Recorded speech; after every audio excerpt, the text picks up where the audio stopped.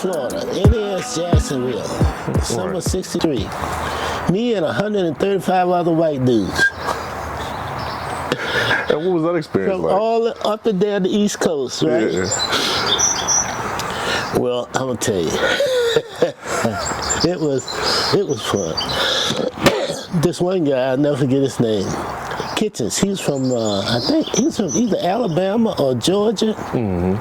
And you know, we used to do PT and all like that all the time. And we were doing Indian leg wrestling one day, and he gonna challenge me. So I took him down right fast. Right. He didn't believe it. Let's do it again. Do it again.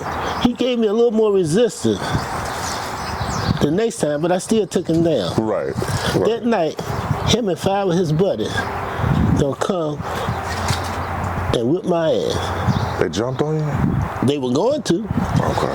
The problem is that across the aisle in the sack, it was George Pettigrew, who was like Herman the Monster, 6'6" and all, and then George Piero, who was 6 feet round. Right. They woke up, what's going on? We're gonna take Hicks out the back and whip his ass. They said, not all 6 of y'all. Right. So I said, okay, send them out one at a time. And I was literally whipping their ass, dumping them in the trash can. I said, trash belongs in the trash can. Whoo. I had no more trouble after that. Right, I bet not. But that was that summer, and it gave me an experience of how to deal when you're in an environment with predominantly white folk in the service. Because I wanted to get in the service because growing up here in Richmond, you know, segregation was just rampant. Right. And I had a cousin who was in the Air Force down at Langley. Went to see him when we went down there, and he showed us all around the base. Right. And, you know, like, we couldn't go to the white bowling alley.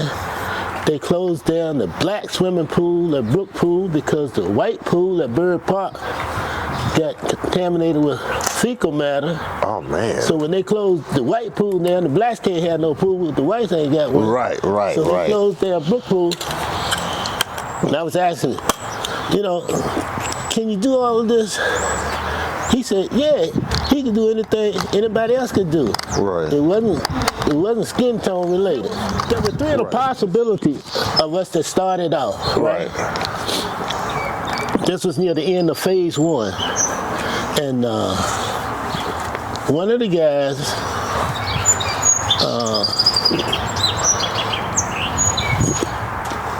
actually punched out for academic reasons. Another one had a hard landing and started getting migraines. So he was medically discharged. And Dennis, I don't know whatever happened to Dennis. The possible one, Dennis, for some reason, he missed out too. And I was the last one left. And believe it or not, my instructor, Ed Weir, was my instructor. He came on the intercom, he said, don't you know Negroes can't fly? And he proceeded to give me 3 pink slips in a row. Now, 3 pink slips in a row, you're supposed to quit or take a check ride with a senior instructor. Mine was too good. Yeah. Mine was too good to leave. There you go. Right. You gonna force me out. Right. So, right. I took the check ride with the senior instructor. At that point, we were just doing traffic patterns, auto rotation. That's basically it. Learning traffic patterns, auto rotation. So the senior instructor told me to shut the chopper down, and he was going to talk to my instructor. Right. My classmates told me what the senior instructor told him. He said, "You expecting this man to be an experienced pilot at this age?" Right. How old were you at the time? I see something. 1970. This is 1970, so I was 25. Okay. He said he's doing everything he's supposed to do.